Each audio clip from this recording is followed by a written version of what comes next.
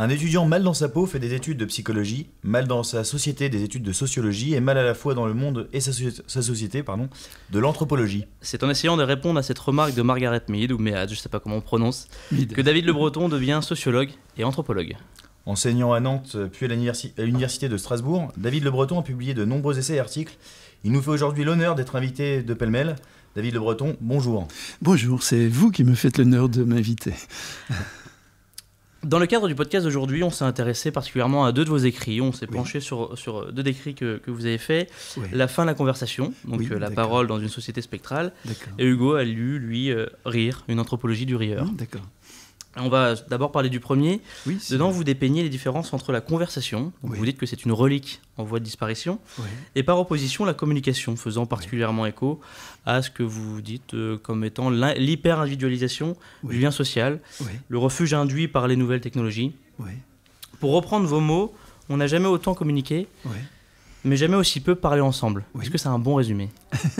Oui, très bien. Non, vous avez raison. Donc, ce que j'appelle conversation, c'est un face-à-face. Donc, on pourrait dire aussi un visage à visage, où on est attentif à l'autre. On voit sur son visage la résonance des propos qu'on se tient mutuellement. Il y a également une place au silence, c'est-à-dire on peut se taire ensemble pendant quelques secondes, parfois quelques minutes, quand on médite, quand on réfléchit ou autre. Il y a aussi évidemment dans la conversation une dimension physique. On est là en chair et en os, si j'ose dire.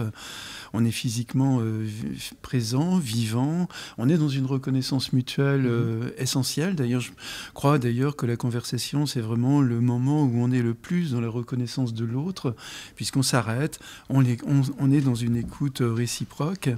Alors que la communication, il n'y a plus de corps, il n'y a plus de visage, il n'y a plus de silence, mais des pannes, évidemment. Il y a donc le visage ayant disparu également, donc on est moins attentif à l'autre parce qu'on ne voit pas sur ses traits la résonance de nos propos, et on ne peut absolument pas dire, comme certains le font naïvement, en disant mais si, un visage sur l'ordinateur, non, la vignette de l'ordinateur ou même en grand devant l'ordinateur, jamais ça ne remplacera un vrai visage et puis un vrai corps de toute façon. L'ordinateur ne peut prendre que la tête et pas le reste. Et donc, dans votre résumé, effectivement, vous avez très bien pointé qu'on n'a jamais autant communiqué, mais jamais aussi peu parlé ensemble. On ne s'est jamais aussi peu rencontrés. Et toutes les données de la santé publique, d'ailleurs, l'attestent, puisque, par exemple, au regard des jeunes générations, sur lesquelles vous savez que j'ai beaucoup travaillé, autour des conduites à risque, autour des souffrances adolescentes, jamais, sans doute, dans l'histoire, il n'y a eu autant de souffrances dans une génération que, d'ailleurs, un psychologue américain appelle la génération anxieuse, dans un livre qui vient de sortir, un gars qui s'appelle Jonathan Haidt, et j'ai bien aimé son livre. Mais en tous les cas, les chiffres nous montrent qu'à partir de 2012, c'est-à-dire quelques années après la banalisation du smartphone, on voit quasiment un doublement du taux de dépression chez les jeunes générations, du taux d'anxiété. Le sentiment d'isolement se multiplie. Le suicide et les tentatives de suicide également explosent. Les scarifications, les attaques au corps, là, ça c'est du côté des filles, parce que les filles, évidemment, sont très captives des réseaux sociaux et de leur séduction, de leur apparence et autres, et elles se heurtent souvent à des déboires, d'où la multiplication des scarifications de ce côté. Voilà, puis pour ma part, évidemment, si j'ai écrit le livre, c'est parce que j'ai eu beaucoup d'échanges, beaucoup de rencontres avec, par exemple, des personnes âgées qui me disaient plus personne ne nous dit bonjour, on passe dans les couloirs, on a l'impression d'être des fantômes, on croise des gens qui avancent les yeux rivés sur leur téléphone portable. Justement, on a isolé une phrase de votre ouvrage. Vous dites c'est plutôt celui qui avance le nez au vent qui paraît une anomalie. Donc là, vous faites clairement référence aux gens dans la rue qui sont les yeux rivés sur leur téléphone et qui ne font plus qu'à des autres de ce qui se passe dans la rue autour d'eux. L'environnement a disparu. Ça me donne le sentiment, à chaque fois que je suis dehors, dans les rues de Paris ou d'ailleurs, le sentiment que tout le monde est disparu. De temps en temps, on rencontre quelqu'un, c'est-à-dire quelqu'un qui a les yeux ouverts sur le monde, qui n'est pas dans la prosternation. J'emploie exprès un terme religieux. C'est un intrus. Voilà, oui. Voilà. Donc, à ce moment-là, il peut y avoir d'ailleurs un échange de regards, parce qu'on se reconnaît d'ailleurs dans un un train, quand on est 2 ou 3 dans le métro, par exemple. Ou dans le métro, effectivement, parfois on échange un sourire, on échange un petit sourire de connivence, alors qu'évidemment tout le monde quasiment est derrière son écran et n'a plus du tout d'attention, même pas seulement aux autres, mais même à l'environnement. Bien sûr. Ce qui fait que je dis parfois en plaisantant, imaginez une soucoupe volante qui atterrisse sur la place Kléber à Strasbourg. Personne n'en ferait cas, sauf quand les réseaux sociaux diraient « Mon Dieu, il y a une soucoupe volante qui atterrisse ». Et là, du coup, tout le monde refoncerait sur la place Kléber. Du coup, personne ne les verrait en vrai, mais toujours derrière un écran. Finalement. Toujours derrière un écran. Oui, parce qu'en plus, ils arriveraient devant la soucoupe volante et il faudrait la filmer. Et donc, ceux qui voudraient voir quelque chose n'arriveraient pas à passer. Et quand vous parlez de cette connivence entre deux personnes qui ne regardent pas leur écran et qui se sourient, c'est aussi quelque chose, un exemple qu'on peut retrouver au quotidien, en tout cas je trouve. Quand on fait un footing, en fait, il y a ce moment un peu, j'ai un peu l'impression hors du temps où tout le monde se dit bonjour parce que peut-être deux personnes sont dans une configuration commune, dans un effort commun, je ne sais pas. Mais il y a des situations de vie, sans être sociologue, mais où on voit des gens qui ont une attitude qu'ils n'ont pas forcément au quotidien. Tout le monde se dit bonjour quand on court, donc soit on devrait tout le temps courir. Je compare ça un peu aux chauffeurs de bus qui se disent bonjour à chaque fois qu'ils se croisent finalement. Oui, c'est vrai. Oui, c'est des appels de phare. Oui, là, évidemment, on déborde de la question du smartphone. On est plutôt dans des sociabilités qui sont liées à des contextes. Alors, vous évoquez les joggeurs. Il y a aussi, encore davantage, à mon avis, les marcheurs. Parce que là, on court à 10, 12 km/h, mais on marche à 4, 5, 6 km/h. Et là, systématiquement, des marcheurs qui se croisent sur les sentiers vont échanger un sourire, échanger des salutations, des conseils éventuels sur le péril qu'il y a un peu plus loin sur le sentier, très glissant ou je sais pas quoi. Mais les joggeurs, c'est un peu pareil, effectivement. C'est-à-dire, on est un peu à part quand on court ou quand on marche, ce qui crée davantage d'amitié, plus que les cyclistes, par exemple. À moins que les cyclistes ne se croisent sur des routes désertes et autres. Là, à mon avis, ils vont se faire des appels de phare à vélo. Ils ne peuvent pas faire des appels avec leur petite lampe de vélo. Voilà, c'est ça. Pour partir sur une autre thématique du livre, en tout cas pour recentrer un peu sur le livre, dans le livre, vous évoquez aussi le thème de la violence. Oui, tout à fait. Et est-ce que vous pensez que la disparition de la conversation, en tout cas cette fin en tout cas dont vous parlez, au profit de la communication, c'est un facilitateur de violence? Pour vous citer, vous dites la parole permet de désamorcer la virulence qui se déchaîne par le rétablissement du lien. Il y a aussi un moment où vous citez Saint-Exupéry. Alors, est-ce que vous pouvez aussi nous parler un peu de cette histoire de Saint-Exupéry? Oui, ok. Donc effectivement, la parole, d'ailleurs, c'est le retour à la rencontre, au face-à-face, au visage-à-visage. Donc effectivement, c'est un lieu d'apprivoisement, un lieu d'amortissement des conflits. Le problème des écrans, c'est que justement, comme il n'y a plus de visage, il y a aussi l'anonymat. Et l'anonymat va déclencher, en effet, la violence. On ne risque rien, quoi. On ne va pas être repéré, sauf si, évidemment, il y a une plainte posée parce qu'il y a eu vraiment des dégâts, un suicide ou une tentative de suicide ou autre, où là, effectivement, la police, la cyberpolice, je ne sais pas comment on dit, va essayer de retrouver l'ordinateur qui a lancé les appels méprisants, etc. Alors là, vous évoquez Saint-Exupéry. C'est une scène vraiment très belle. C'est dans Citadelle, si ma mémoire est bonne, et qui renvoie plutôt au sourire. Vous savez, je vous rappelais que j'ai écrit aussi un livre sur le sourire. Donc c'est une scène qui m'avait vraiment très ému, parce qu'à l'époque, on est dans fin des années 30, c'est la guerre civile en Espagne, et Saint-Exupéry se balade sur un port, sur les quais d'un port, et puis il surprend un débarquement d'armes avec les républicains espagnols qui se battent contre le fascisme qui va s'installer en Espagne. Et à ce moment-là, évidemment, Saint-Exupéry est perçu comme un espion, comme un type qui peut aller les dénoncer. Puis peut-être d'ailleurs il est franquiste, ils savent pas, donc et puis en plus je sais pas s'il parlait très bien français, très bien espagnol. Donc le voilà Saint-Exupéry sous la menace des armes dans une pièce. Il attend, il est à peu près sûr qu'il va être tué quand ils auront fini de décharger les armes. Et puis à un moment donné, le gars qui le garde, fusil en main, prend une cigarette et Saint-Exupéry le regarde, et à ce moment-là, ils échangent un sourire tous les deux. Et Saint-Exupéry dit, voilà, c'est comme si un voile s'était défait. Soudain, on a souri ensemble, on a échangé ensemble, et le gars a compris qu'effectivement, je n'étais absolument pas un ennemi des républicains espagnols, et Saint-Exupéry a donc la vie sauve. Simplement à partir d'un sourire. Mais on pourrait dire aussi à partir d'une parole. Évidemment, ça c'est absolument impensable si on est derrière ces écrans, parce que de toute façon, il n'y a plus de visage, il n'y a plus rien. Et puis même d'ailleurs, imaginons le gars qui surveillait Saint-Exupéry, qui aurait regardé son écran. De toute façon, il n'aurait jamais croisé le regard, le visage de Saint-Exupéry. Donc Saint-Exupéry était foutu, quoi. Et d'ailleurs, vous le dites dans le livre aussi, l'écran est désormais la fenêtre par laquelle les jeunes générations regardent le monde. Oui. Plus que jamais d'actualité avec Elon Musk notamment et X. Oui. Que disent les réseaux sociaux de notre société actuelle ? Justement, c'est ça, c'est une immense inquiétude. On le voit bien dans la mesure où autour de Trump, vous avez tous les grands patrons de la Silicon Valley qui ont bien pris soin, eux, de ne pas envoyer leurs enfants, d'envoyer plutôt leurs enfants dans les écoles Waldorf, qui sont des écoles extrêmement coûteuses, où il y a beaucoup d'activités physiques et aucun outil numérique. Oui. C'est là la perversité des choses. Et Steve Jobs, par exemple, on dit que Bill Gates, c'était pareil, jamais ces hommes, dans leur famille, ne toléraient le numérique au moment des repas et autres. Donc, ils discutaient tous ensemble, quoi.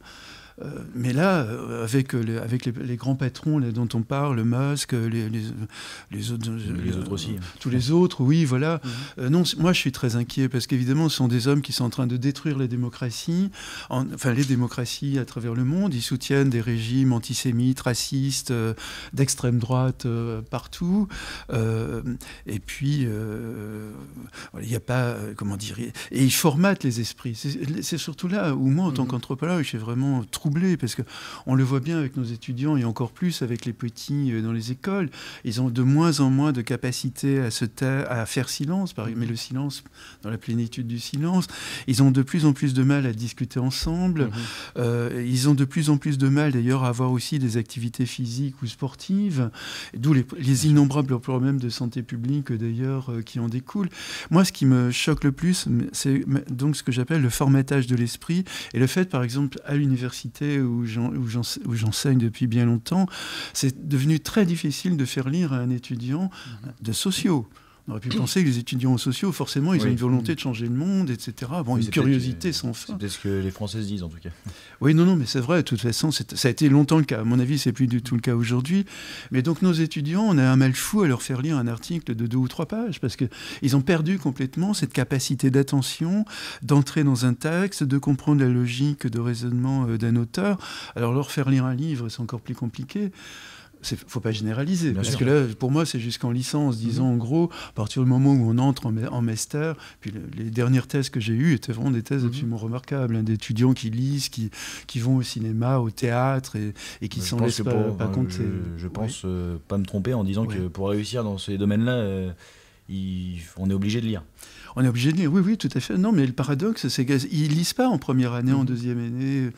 Il leur faut du temps. Donc, quand on corrige les copies de licence, par exemple, comme je l'ai fait il y a encore 2 ans, puisque je suis à la retraite, entre guillemets, depuis 2 ans. Sous-entendu, j'ai 1000 fois plus de boulot. Depuis que vous êtes à la retraite. Depuis que je suis à la retraite. Mais par contre, j'ai plus vraiment les étudiants, sauf exception, quand je réponds à une demande amicale d'un collègue. Mais les dernières copies de licence que j'ai corrigées, j'étais effaré par le nombre de fautes de syntaxe, les fautes d'orthographe. Ils écrivent même le nom des grands fondateurs de la socio, ils trouvent le moyen de faire des fautes d'orthographe. Ils sont capables d'écrire Mauss avec un O ou Durkheim sans H avec un A. Le travail de relecture n'est pas fait. Non, voilà, ils sont des... Et alors avec ChatGPT, je me dis, heureusement que je n'y suis plus, parce que là, je ne sais pas comment mes collègues vont pouvoir discerner un mémoire de mémoire. Parce qu'on peut très bien demander à ChatGPT, voilà, j'ai un mémoire à faire sur l'anthropologie de la mort dans tel domaine, voilà, j'ai besoin de 50 pages, voilà, il va sortir 50 pages. Et comment mes collègues vont-ils discerner si on a eu affaire à un étudiant vraiment bosseur ou à un gars simplement qui a utilisé l'application. Je suis très inquiet de ça. Enfin, ça, c'est l'un des aspects. Mais aussi le manque de culture générale. Quand on a affaire à des toutes jeunes générations qui n'ont strictement aucune culture générale. Donc, ils ont du mal à contextualiser, par exemple, un événement, à en comprendre également la généalogie, les causes, etc. Du mal à dézoomer un peu sur l'événement. Ouais. Voilà. Et ils ont des réponses toutes faites. Donc, c'est bien. Il y a le bien ou le mal. Il y a le oui ou le non. C'est ChatGPT. Oui, mais exactement. C'est binaire. C'est binaire, voilà. Mais c'est l'univers de l'informatique déjà depuis longtemps. On voit bien des fois quand on remplit des formulaires et qu'on se retrouve ni dans le oui ni dans le non, il n'y a rien. Oui. Donc, et là, vous êtes bloqué, parce que si vous voulez passer à la page suivante, on vous dit réponse obligatoire. Vous dites, mais qu'est-ce que je vais répondre ? Bon, tant pis, je vais répondre ça, c'est pas vraiment moi, mais tant pis. Mais, du coup, les réseaux sociaux, vous pensez que c'est possible de les réguler ? Non, je crois pas du tout. Bon, de toute façon, évidemment, il faut dire il y a réseaux sociaux et réseaux sociaux. Quand c'est un groupe de gens qui se réunit autour de l'amour du jardin ou de la manière de planter des poiriers, d'avoir des belles poires, il n'y a pas de quoi fouetter un chat. C'est des gens qui se rencontrent, qui vont échanger, qui vont sûrement à un moment ou un autre d'ailleurs manger faire un repas dans un resto ou autre. Par contre, les grands réseaux sociaux, c'est là eux qui sont redoutables également dans le formatage des esprits. On le voit avec X, par exemple. Il y a énormément de gens qui ont quitté X parce qu'ils se rendent compte que c'est devenu un réseau raciste qui défend les idées de Musk qu'on voit bien, qui sont absolument redoutables et très très dangereuses pour la démocratie. Donc pour moi, il y a réseaux sociaux et réseaux sociaux, quoi. Mais globalement, je pense que c'est quand même c'est du négatif. C'est pas du tout des lieux du lien. Bien sûr, et le souci vient aussi sûrement du formatage algorithmique des réseaux sociaux, parce qu'on n'est plus confronté à des avis contraires aux nôtres. Jamais. On va seulement s'abreuver de choses auxquelles on adhère, donc on va y adhérer encore plus parce qu'on ne va pas nous proposer le contre-argument, donc il n'y a plus de nuance dans Je suis complètement d'accord dans le propos. Oui. Donc je pense que c'est pour ça que dans le livre, justement, on était davantage en position de débat, de conversation. Quand on lit un bouquin, même un roman, à la limite, on voit les personnages, on se dit mais pourquoi il fait ça, celui-là, pourquoi elle fait ça, moi j'aurais fait autrement. On est dans une sorte de conversation justement permanente. Et quand on lit un bouquin de sociaux ou de politique ou autre, on est pareil dans le débat. On dit là, il exagère en disant ça, il devrait un peu nuancer. Ah ça, j'ai absolument pas vu ça, mais c'est vachement bien vu sur les réseaux sociaux. C'est impossible, effectivement, parce que de toute façon, on va dans votre sens. Les algorithmes décident pour vous. Bon. Donc effectivement, ça devient difficile de discuter. Bon, c'est ça qu'on appelle le wokisme. Et pour les gens de se créer une opinion, finalement. Oui, parce que l'opinion, c'est celle qu'on veut qu'ils aident. Enfin, pour beaucoup de gens. Il ne faut pas généraliser non plus. Bien sûr. Voilà, mais globalement, c'est vrai qu'on voit l'esprit critique qui disparaît, le wokisme qui prend de l'ampleur. Et voilà. Et après, tout ça, c'est politique, mine de rien. C'est très politique. Je suis complètement d'accord. Ouais, non, là, c'est un autre débat, d'une certaine manière. Moi, je suis assez d'accord que c'est très politisé aussi. On est de toute façon colonisé aujourd'hui. On se bat beaucoup on est en faveur de la décolonisation et autres. Et le paradoxe, c'est que nous, on est hyper colonisé par une américanisation des esprits, mais pas à la grande Amérique du grand cinéma ou de la grande littérature américaine ou de la grande musique, mais la pire, comme l'américanisation la plus agressive, la plus violente, la plus mesquine. Voilà. Et moi, c'est ça qui me fait peur aussi. Oui. Ça fait peur à beaucoup de gens, je pense. Ouais. Deuxième partie ? Du coup, nous allons à présent parler d'un autre sujet majeur de notre société, à travers un autre de vos ouvrages. Ouais. Un sujet d'ailleurs qui nous tient beaucoup à cœur avec Nathan. Ouais. Sujet que vous allez d'ailleurs aborder ce soir lors d'une conférence à l'hôtel de ville d'Issy-les-Moulineaux. Oui, c'est vrai. Rire, une anthropologie du rire. Ouais. Et alors déjà, comment on écrit un ouvrage de 300 pages sur le rire et sur l'humour ? Parce qu'en fait, il y a énormément de choses à dire sur le rire, ou même sur le sourire, parce que vous pourriez encore plus me dire, mais comment vous avez pu écrire, je sais pas, 250 pages sur le sourire, alors qu'il n'y a pas grand-chose, il y a très peu de biblios et autres. Non, mais le rire est un phénomène d'une très très grande complexité, parce que le stéréotype qu'on a, c'est qu'on rit parce qu'on est heureux, on est content, on partage un moment de joie, etc. Mais non, on oublie que le rire, c'est aussi la violence. Par exemple, le harcèlement. C'est-à-dire, on se moque d'un élève, d'une élève, brève, et c'est le piétinement par le rire. Hein. Il y a le rire de mépris, il y a le rire parce qu'on n'a rien compris, quelqu'un vous dit un truc, vous ne comprenez pas, vous riez. Parce on rit nerveusement, finalement. On rit nerveusement. Il y a le rire même paradoxal. On échappe à un accident, ou on échappe, je sais pas, à un attentat ou autre, ou des soldats, par exemple, échappent à un bombardement, et il y a beaucoup d'observations qui montrent qu'à ce moment-là, on éclate de rire. C'est évidemment pas du tout un rire de joie, c'est le jaillissement de l'immense tension intérieure. C'est une sorte d'échappatoire. Il faut que ça sorte à un moment donné, et ça va se traduire par le rire ou par le faux rire. Par exemple, si on est dans une cérémonie funéraire et qu'on est hyper tendu, et là il suffit d'un rien, il suffit que quelqu'un fasse tomber son chapeau. Oui, voilà. Si quelqu'un fait tomber son chapeau ou un chat passe au milieu, et là tout d'un coup, ça devient irrépressible. Le fou rire vient. C'est une accumulation d'émotions en fait qui ressort. Une accumulation d'émotions qui ressort, et ça fait tache d'huile parce qu'il y en a d'autres qui vont être pris par le... Et là, à ce moment-là, ça va être une situation terrible. Mais évidemment, on ne rit pas parce qu'on est content d'avoir perdu un ami. On ne le fait pas exprès. Et on ne le fait pas exprès, non. Donc ça, c'est une autre formule du rire. Il y a, comment dire, il y a le rire également quand on vous annonce le pire. Je sais pas, vous avez une maladie vachement grave, et là, vous vous éclatez de rire devant le médecin. C'est aussi une forme de défense.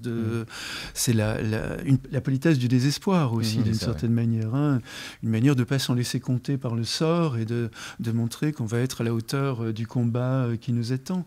Et puis il y a l'humour de résistance, hein, qui renvoie à beaucoup de formes d'humour, dans la tradition juive notamment, mais aussi chez les Blacks, au moment de l'Union soviétique, il y avait énormément de blagues contre Staline et autres, mais qui devaient se dire vraiment dans le secret. Là on est vraiment dans des rires de connivence et qui sont redoutables, et si jamais ils sont dénoncés par quelqu'un. Bien sûr. Au même titre que ce qu'on a pu faire avant, on a isolé des citations, en tout cas des passages du livre. Premier, c'est « Le rire accompagne la vie quotidienne de mille manières, il en est l'un des ingrédients majeurs. Le rire est une célébration de la vie commune. » Est-ce que rire est nécessaire au bien-être d'une personne? Et je vais même me permettre une digression sur ma vie personnelle. En ce moment, j'ai un sujet de couple où j'ai ma compagne qui veut que je me mette des produits pour masquer les rides, parce qu'apparemment je rirais trop. À force de sourire, je vais marquer au niveau du visage. Donc est-ce que vous, en plus qui avez étudié le visage, que je dois lui dire que non, je dois garder ces empreintes de ma personnalité sur le visage, ou les masquer? Et pour revenir à la première question, est-ce que rire est nécessaire au bien-être d'une personne? Oui et non, il y a des gens qui sont pas très rieurs, ça les empêche pas d'être heureux, voilà. Puis il y a des gens qui rient tout le temps, c'est pas toujours ceux qui sont les plus heureux. D'ailleurs, vous savez, j'en parle dans le livre, quand on voit l'autobiographie d'un certain nombre de grands humoristes, on s'aperçoit qu'ils ont parfois eu des enfances fracassées et qu'ils ont utilisé justement l'arme de l'humour pour désamorcer parfois la violence qu'ils subissaient dans leur vie quotidienne, à l'école ou ailleurs. Non, donc on peut très bien vivre sans rire, ou en tous les cas sans avoir un rire permanent ou même un sourire permanent, comme sans doute j'ai un peu tendance à l'avoir, parce que des fois on me dit des trucs, mais on s'en rend pas compte d'ailleurs. Je crois que quelqu'un qui rit très souvent, il s'en rend pas compte non plus. C'est quelqu'un, ça lui est naturel. Il y a quelqu'un qui le regarde et qui lui dit mais Léon, tu te marres tout le temps. Voilà, et puis tout d'un coup on dit bah oui, peut-être, j'avais jamais pensé à ça. On remarque pas forcément. Voilà. Mais gardez vos rides, parce je pense qu'on est un peu comme ça, nous. Non, ça m'évoque d'ailleurs une très belle anecdote de l'une des plus grandes comédiennes italiennes, une grande star des années 50-60, c'était Anna Magnani, qui a tourné dans des grands classiques de l'histoire du cinéma italien et même américain. Et au moment de passer devant le maquilleur, comme on fait souvent, comme vous savez, même quand on passe à la télé, Anna Magnani a dit à son maquilleur « Je ne veux pas que vous maquilliez mes rides, j'ai passé toute ma vie à les faire, j'y tiens. » Voilà, donc dites ça à votre compagne. Et encore et encore, et un jour je le dirai. Ça ajoute à votre charme, alors que si vous lissez votre visage, vous allez vous perdre dans la stéréotypie des corps lisses, refaits, stéréotypés. Enfin oui, il me manque un mot là tout de suite, mais en tous les cas, non, n'utilisez pas le Photoshop de la vie quotidienne. Je crois que c'était pas son plan. C'était pas mon projet, mais en tout cas, j'ai un argumentaire. On a isolé aussi une autre phrase, qui est le rire ne manifeste pas nécessairement la joie, ni même le comique d'un mot ou d'une situation. Sa signification varie selon les circonstances et les lieux. Oui. Comment on peut trouver une signification à un rire ? faut pas forcément chercher une d'ailleurs, mais en tous les cas, généralement dans un contexte spécial, si vous êtes avec des amis ou si vous dialoguez avec quelqu'un ou autre, vous savez immédiatement d'où vient le rire, parce que quelqu'un a lancé une vanne, il y a une histoire drôle qui a été mise, donc voilà, là c'est ça le contexte. Ouais. Voilà. Par contre, si vous assistez à une scène où quelqu'un a l'air d'être humilié, par exemple dans la rue, et cette personne éclate de rire en déconcertant son agresseur, là vous voyez bien que le contexte est aussi très précis, et le rire peut être en effet une manière de désamorcer la violence. Donc en prenant de court, en surprenant l'agresseur qui croyait avoir devant lui quelqu'un effondré en larmes qui allait s'écraser. Non, pas du tout.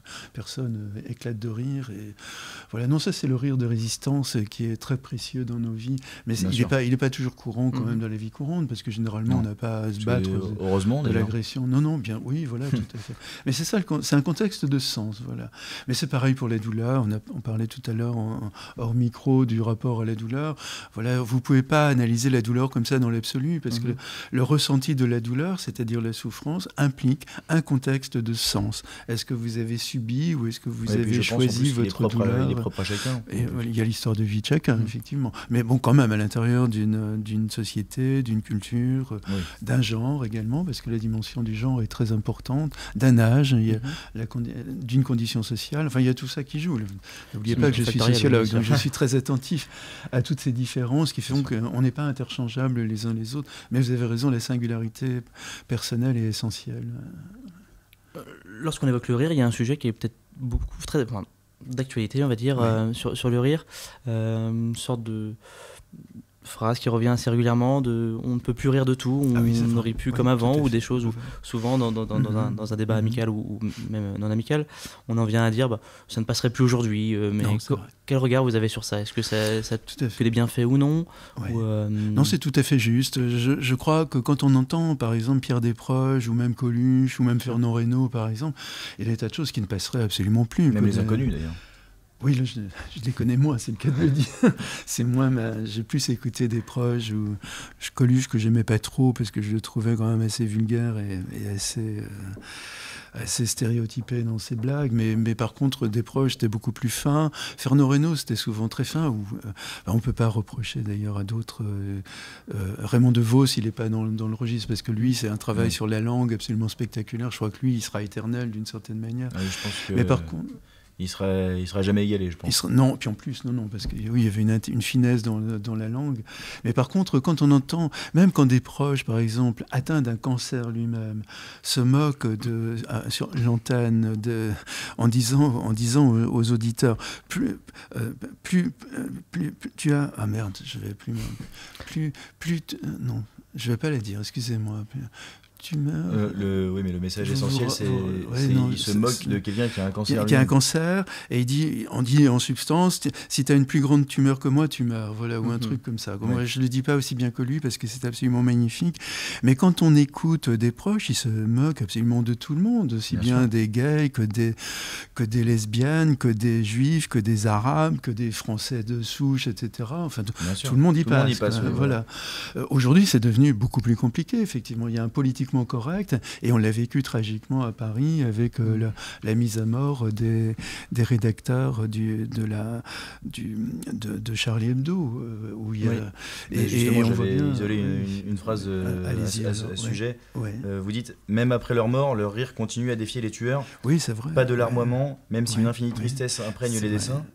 Plutôt une réplique du tac au tac avec humour pour poursuivre le combat contre les intégristes. Oui, dans Charlie Hebdo. Effectivement. Mais par contre, sur d'autres chaînes publiques, à mon avis, vous entendrez très rarement des plaisanteries. Non, n'entendrez pas autour du prophète ou autre, parce que là, c'est la mort. C'est la mort de la chaîne. Oui, voilà, parce que là, ils sont descendre par les auditeurs qui diront mais c'est scandaleux, c'est encore de l'islamophobie, etc. Non, il y a effectivement, il faut être très attentif aujourd'hui à ne pas offenser, entre guillemets, les uns ou les autres, ce qui fait que certains humoristes ont un peu les mains liées. C'est d'ailleurs Patrick Timsit qui s'est fait descendre parce qu'il s'est moqué à un moment donné donné d'un trisomique. À aucun moment, il y a 10 ans, jamais on n'aurait pensé qu'on s'attaquait aux personnes trisomiques dans leur ensemble, mais là, il s'est fait attaquer par des familles qui disaient, voilà, ce type, il méprise les personnes trisomiques, c'est scandaleux, et c'est passé au tribunal. Il y a eu plein d'autres exemples au Canada, en France ou ailleurs. Voilà, il y a des sujets qui deviennent absolument intouchables aujourd'hui. Ceci dit, Tim Seat avait, je crois que c'est lui qui avait merveilleusement répliqué en disant, alors maintenant, on n'a plus le droit de rire de ça, plus le droit de rire de ça, plus le droit... Donc là, du coup, c'est pour les censeurs, c'est plus compliqué de se justifier. Et là, c'est formidable, et au plan de l'humour, de désamorcer la connerie. Est-ce que vous pensez que c'est intimement lié à l'absence ou à la déperdition de la conversation, au fait qu'on va consommer les choses de manière simple et rapide, en tout cas laconique, au lieu de prendre le temps d'écouter la version dans son intégralité, ou si on lisait en tout cas l'ensemble du sketch, on se dirait peut-être qu'il n'y a pas de gravité derrière. Non, je suis complètement d'accord. Oui, non, là vous avez raison. C'est effectivement un indice, un symptôme de la difficulté d'abord de faire confiance à l'autre, même quand c'est un artiste reconnu, même quand on sait que c'est une personne qui a des positions de gauche, qui se bat pour la démocratie, contre le racisme et autres. Le moindre petit dérapage humoristique, entre guillemets, ça va complètement le disqualifier, le discréditer. Donc je suis d'accord avec vous, c'est un symptôme de la fin de la conversation et donc de la fin des nuances, de la fin des ambivalences, de la complexité du monde, en fait, qui est évidemment le travail quotidien du sociologue ou de l'anthropologue. C'est de voir combien le monde est incroyablement compliqué. Comment finalement, il faut de tout pour faire un monde. Et c'est ça qui fait qu'un monde fonctionne aussi. Donc on n'est pas obligé d'être d'accord avec tout le monde. Et puis ne pas être d'accord avec quelqu'un, il n'y a aucune raison de rompre une amitié ou un amour, évidemment. Mais aujourd'hui, ça peut, par contre, parce qu'on est dans des formes de radicalisation absolument troublantes. Et vous pensez que l'humour peut être un rempart, alors je ne sais pas si un rempart est le bon mot, mais contre la violence ? Oui, non, ça je pense, effectivement. J'ai pas d'exemple là qui me viennent en tête, mais parfois, dans une situation d'agression, de violence, effectivement, faire un bon mot ou une blague ou éclater de rire, en effet, ça désarme, entre guillemets. C'est-à-dire, ça décontenance, en d'autres termes. L'agresseur, c'est plus sur quel pied danser, parce qu'il croyait démolir sa victime, et finalement, il s'aperçoit qu'elle a de l'aplomb, et du coup, il se demande où j'ai foutu les pieds. Et il peut, un effet de surprise, un petit peu. Il y a un effet de surprise, et je pense que ça peut... Non, c'est un outil de désamorçage. C'est pour ça d'ailleurs que des personnes handicapées ou autres, ou des personnes qui ont été victimes de racisme ou de mépris, ont développé un art de l'humour qu'on rencontre et dont ils ont fait leur métier. Bien sûr. Oui. On va passer à une troisième partie, en tout cas. On a parlé d'abord de vos deux premiers récits. Ouais. On va parler un peu plus de vous. On l'a dit en première partie de l'émission, vous êtes sociologue mais également anthropologue. Donc on s'est plongé dans la lecture de deux de vos essais, comme on vous l'a dit. On n'était pas forcément familier de la lecture d'essais sociologiques. Où se situe la frontière entre psychologie, sociologie, philosophie ? À la lecture de certains passages, on pourrait s'y confondre. Quand on n'est pas du tout... Je suis assez d'accord. Alors, comment dire ? D'abord, moi je ne fais pas de différence entre sociologie et anthropologie. Ça pourrait être déjà... Premier débat, la sociologie qui serait plutôt centrée sur le social, mais du monde dans lequel on vit, c'est-à-dire analyser des conflits de classe, la lutte de classe, de la paysannerie aujourd'hui en France, ou je sais pas, ou les pêcheries bretonnes, ou la viticulture en Alsace. Bon, ça, on serait plutôt dans un registre de sociologie. L'anthropologue, plutôt, anthropologie, ça vient de la racine grecque anthropos, qui veut dire l'humain. Donc l'anthropologie, c'est l'étude de l'humain. La sociologie, ça pourrait être l'étude du social, simplement. Donc à un niveau plus local, et puis l'anthropologie prenant une dimension plus universelle. Mais moi, je refuse un peu cette dichotomie, dans la mesure où les fondateurs de la sociologie en France ont été aussi les fondateurs de l'anthropologie.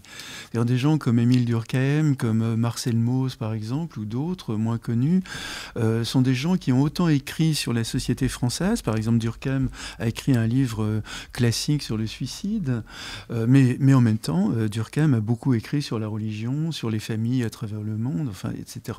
Donc il est à la fois sociologue et anthropologue. Marcel Mauss, il n'y a quasiment aucun texte de Mauss sur la sociologie. Il aborde la question du don, du contre-don, etc., les cadeaux. Il aborde les techniques du corps, le fait de marcher, de courir, etc.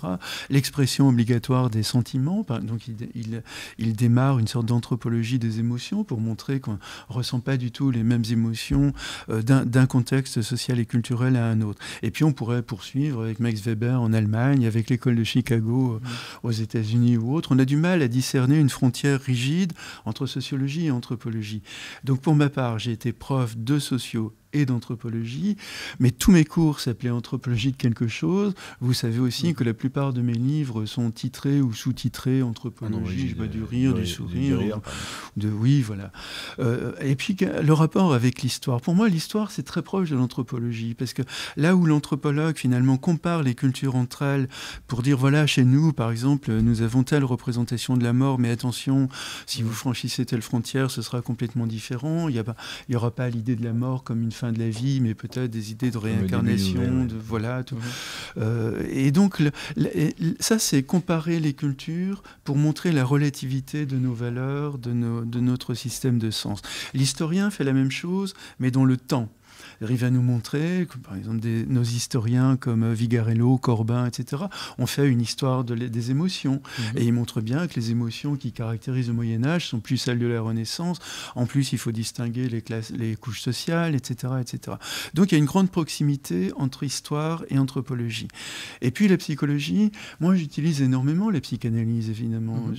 Parce que je pense, par exemple, que je ne pourrais pas comprendre les conduites à risque de nos jeunes ou le rapport à la douleur si je n'abordais pas également une dimension plus psychique, entre guillemets. Le tout, c'est de ne pas faire du psychologisme, mais il ne faut pas non plus faire du sociologisme. C'est-à-dire qu'il ne faut pas réduire les gens uniquement à leur appartenance sociale et culturelle. Il ne faut pas non plus les voir comme des inconscients sur pattes, hein, évidemment, sinon ça n'a absolument aucun sens. Donc il faut essayer d'intégrer cette complexité. Et traditionnellement, vous avez cité tout à l'heure Margaret Mead, traditionnellement, on considère que l'anthropologie, c'est un peu la boîte à outils de l'ensemble des sciences humaines et sociales. C'est-à-dire l'anthropologue puise là-dedans des concepts qui peuvent venir de la psycho, de la socio, de la philo. Par contre, il va les concrétiser. Il ne s'agit pas de les utiliser dans l'absolu. Il faut aussi avoir une dimension concrète dans l'usage qu'on fait de ces outils conceptuels. Pour ma part, c'est ce que j'ai toujours essayé de faire par rapport à la douleur, aux conduites à risque, aux cicatrices dans mon dernier livre ou dans mon analyse. Mon analyse sur la fin de la conversation, elle est plus sociologique d'une certaine manière. Parce que là, il n'y a pas d'élément de comparaison, évidemment, avec d'autres sociétés humaines. On a, peut-être dans quelques centaines d'années, on pourra comparer avec d'autres outils qui apparaîtront, mais pour l'instant... Vous pourrez réécrire un essai dans 200 ans. Voilà, si les transhumanistes l'emportent et si on entre dans l'immortalité, entre guillemets, mais là, je crois qu'il ne faut pas trop y croire. Hein. Non. D'ailleurs, comment vous y prenez pour écrire un essai sociologique ? Est-ce que vous observez le monde et vous en faites votre propre analyse ? Ou est-ce que vous plongez dans des recherches approfondies, etc. D'abord, il y a une espèce de rupture biographique, j'ai envie de dire, parce que tous mes livres viennent d'une curiosité qui m'est venue de me sentir un peu en porte-à-faux avec le monde.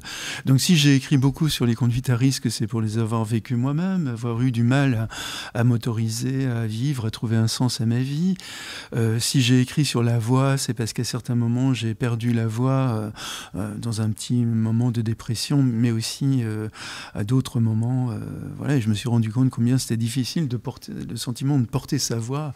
Quand il m'arrivait de faire des cours dans ce contexte-là, devant des amphis où il y avait 400 personnes qui ne savent pas que vous êtes tellement mal dans votre peau, et je sortais absolument épuisé de ces cours, mais j'essayais de faire bonne apparence, bonne figure, mais je n'aurais jamais écrit sur la voix si j'avais jamais eu de problème à prendre la parole. Moi, j'étais un élève qui ne faisait jamais d'exposé non plus, parce que ça vous paraît paradoxal, paradoxal, parce que je suis devenu prof, et puis je fais énormément de conférences, mais il a fallu que je conquière d'une certaine manière cette manière, enfin cette autorisation à la parole d'une certaine manière. Et on pourrait dire ça de tous mes livres. Si j'ai écrit sur la fin de la conversation, c'est que je me sens mal de vivre dans un monde où j'ai l'impression que plus personne ne se regarde. Voilà. Et puis après, donc j'observe énormément autour de moi. Selon les situations, je fais énormément d'interviews sur les jeunes, sur la douleur. J'ai fait des tonnes d'interviews dans le rapport à la douleur, mais dans plein de contextes, que ce soit le sport extrême ou des personnes douloureuses chroniques à l'hôpital ou des ados qui se scarifient ou des gens qui ont des pièces importantes en matière de tatouage. Donc je les interroge, je leur dis mais quel est votre rapport à la douleur voilà. Et puis après, au-delà de l'enquête, là on est dans l'enquête traditionnelle en sociaux, et puis après il y a la lecture d'innombrables livres, donc j'ai une bibliothèque gigantesque. On se doute. Oui. Justement, vous avez énormément voyagé. Oui, vous avez un globe-trotter. Un globe-trotter, comme vous le dites, notamment en Amérique du Sud. Comment tout cela a influencé votre rapport à la sociologie ? Et alors, j'ai pu voir que vous avez rencontré des populations isolées d'Amazonie, si on dit ça comme ça. En tout cas, je ne sais pas de quel ordre vous avez rencontré, en tout cas, ces populations. Est-ce que vous avez pu voir justement une fracture entre des personnes qui ne sont peut-être pas, qui n'ont peut-être pas la technologie à leur portée, et des êtres humains, enfin des humains comme nous qui avons la technologie, et un clivage en tout cas dans le développement humain, et est-ce que ça a conforté vos écrits ou non ? Oui, non, parce que vous n'imaginez pas, vous êtes tout jeune, donc vous n'imaginez pas comment le monde a changé. Quand j'arpentais, quand je faisais de l'autostop autrefois dans les pays de l'Est, les pays communistes de l'époque, quand j'ai fait mes premiers voyages au Brésil, en Inde ou ailleurs, c'était vraiment totalement un autre monde, quoi. Il y avait pratiquement aucun rapport entre New Delhi, Rio et Paris ou Strasbourg. Aujourd'hui, quand vous êtes à Rio ou même à Manaus en Amazonie, il y a absolument rien, il y a rien de changé. Il fait effroyablement chaud à Manaus, mais vous allez entendre strictement les mêmes musiques, vous allez avoir exactement les mêmes films, vous allez avoir exactement les mêmes restos fast-food qui envahissent la planète, vous allez avoir les mêmes personnes d'ailleurs rivées sur leurs écrans, etc.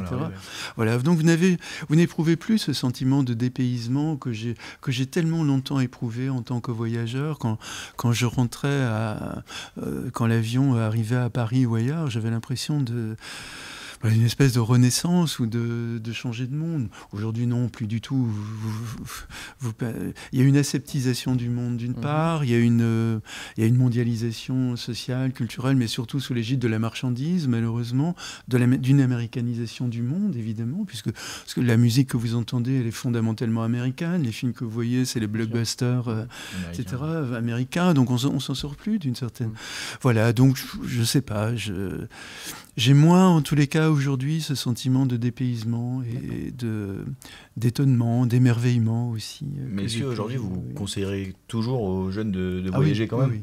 Ah oui, je me rappelle, quand je donnais des cours aux premières et aux deuxièmes années, j'enseignais l'interactionnisme symbolique, l'école de Chicago, donc la sociologie américaine des années 20, et j'avais un très très bon rapport avec ces étudiants, mais je leur disais, écoutez, c'est pas vraiment à l'université que vous allez apprendre, c'est en prenant un avion dans les mois qui viennent, quand vous aurez des vacances, ne partez pas en Italie ou en Espagne, mais partez au Japon, partez en Inde, partez au Sri Lanka, en Chine, dans des pays où vous serez totalement dépaysé, parce que vous allez tendre la main à un Indien, il va mettre ses mains dans le dos, parce que vous allez le souiller, et vous allez être sidéré, vous allez entrer dans un resto, vous allez voir tout le monde manger avec ses mains, et vous allez vous dire, mais on m'a pas donné de couvert, qu'est-ce qui se passe, etc. Bon, c'est moins le cas, à mon avis, aujourd'hui, où il y a quand même... mais à l'époque, en tous les cas, dans les années 90, quand j'avais encore les premières, les deuxièmes années, non, pour moi, c'était là. C'est là où moi, j'ai appris, de toute façon. J'ai appris énormément quand je suis parti au Brésil, quand j'étais tout jeune, dans un voyage de rupture, parce que là, c'était vraiment un autre monde, effectivement. Et puis après, mais même quand j'étais dans les pays de l'Est, alors qu'il y avait un tel engouement à l'époque, en France, avec le Parti communiste et autres, on s'apercevait qu'en fait, il y avait beaucoup beaucoup d'amertume, beaucoup de mélancolie dans ces sociétés-là. Et voilà, donc j'ai beaucoup appris. Aujourd'hui, je sais pas. Mais ceci dit, si j'avais encore les premières ou les deuxièmes années, je leur dirais oui, voyager d'une façon ou d'une autre. C'est bien de ne dépendre que de soi, d'aller vers un monde qu'on connaît moins, de ne plus tout à fait quand même retrouver les mêmes ritualités dans la vie quotidienne, même pour manger. Un petit peu de sa zone de confort. Voilà, sortir de sa zone de confort. C'est là que commencent les sociaux pour moi d'ailleurs. Sinon, si on est toujours dans la connivence, dans la répétition du même, on n'apprend rien, évidemment. C'est vrai. Il nous reste quelques temps, très peu de temps. Je pose une dernière question justement, plus globale. À quoi ressemble votre quotidien en tant que sociologue? Et la réflexion derrière, c'est de se dire vos écrits, vos recherches, vos travaux, est-ce qu'ils ont tendance, vocation à être consultés? Quelle est leur finalité en tout cas? Nous, ça nous permet de les lire, de les découvrir et de nous imprégner de vos recherches. Mais est-ce qu'ils ont vocation à être consultés, je ne sais pas, par des ministères ou par des ministères étrangers, je ne sais quoi? Ah oui, il y a beaucoup de questions là, parce que effectivement, moi j'écris tout le temps, je lis tout le temps, et ça ne m'empêche pas de vivre. Je voyage énormément, je marche énormément avec ma compagne, on se balade, on fait des tas de découvertes, on est en permanence d'ailleurs. Mais en même temps, vous ne me verrez jamais en train de consulter mes mails dans le métro tout à l'heure pour venir vous rejoindre. J'ai lu, et puis, pareil, dans le train, j'ai passé mon temps à corriger des articles et à lire. Alors, en ce qui concerne la réception de mes livres, j'ai la chance d'être quand même énormément lu et énormément traduit aussi. C'est pour ça que j'ai énormément à l'étranger aussi. Au moins, je sais pas, 80 ou 90 traductions. J'arrive pas à y croire, d'ailleurs, moi-même. Je sais pas, je me sens pas orgueilleux de ça, mais je suis très ému d'arriver dans des pays. J'arrive au Mexique ou au Chili ou autre, et je sais que je suis beaucoup lu par les étudiants. Alors, sans doute, beaucoup moins en France. Paradoxalement. C'est possible. Quand je fais une conférence, quand je fais par exemple une présentation de livres, même à la librairie Kléber à Strasbourg, il y a pratiquement pas d'étudiants qui viennent. Alors que si je suis dans une librairie à Mexico ou à Rio, il y aura une foule et je vais devoir être pris par 80, 100 photos. C'est terrible parce que j'ai l'impression d'être une star. Et d'ailleurs, les gens qui m'invitent me disent « Mais David, t'es vraiment une star » parce que tous les étudiants à tour de rôle me demandent une photo. Voilà. Et je dédicace énormément. Il y a un point positif, c'est que vous pouvez marcher dans la rue tranquillement en France. Oh non, mais ne vous inquiétez pas, c'est pareil au Mexique. Non, je parle là dans le contexte universitaire, parce que sinon je pense que les Chiliens ordinaires ne me connaissent absolument pas, les Brésiliens ordinaires. Non, mais je parle plutôt là de l'univers des étudiants ou autres qui me lisent énormément parce qu'ils ont des mémoires, ils ont des thèses, et puis parce qu'aussi j'accueille beaucoup de collègues, d'étudiants du Brésil, ou d'ailleurs surtout des Brésiliens, mais parce qu'il y a une connivence, il y a une chaîne facile entre le Brésil et la France. Donc c'est pour toutes ces raisons-là. Mais j'ai pas des tirages prodigieux. Non, c'est pas ça que je voulais vous dire. C'est même assez modeste. C'est peut-être des milliers d'exemplaires de livres. Alors je suis pas du tout dans les best-sellers, ça c'est certain. De toute façon, mais en tous les cas, je sais que je suis lu. Et avec le nez arrivé sur les écrans, ils pourraient pas vous voir de toute façon. Ça c'est sûr que non. Non, il y en a quand même qui lisent. Merci beaucoup. Merci beaucoup. C'est moi qui vous remercie. Le Breton. Et on aurait pu parler encore des heures avec vous. Malheureusement, on est un peu pris par le temps. Donc merci beaucoup et au plaisir de vous rencontrer une prochaine fois. Merci de votre confiance, merci de votre amitié, et puis bon travail à vous. Merci beaucoup. Au revoir. Au revoir. Au revoir.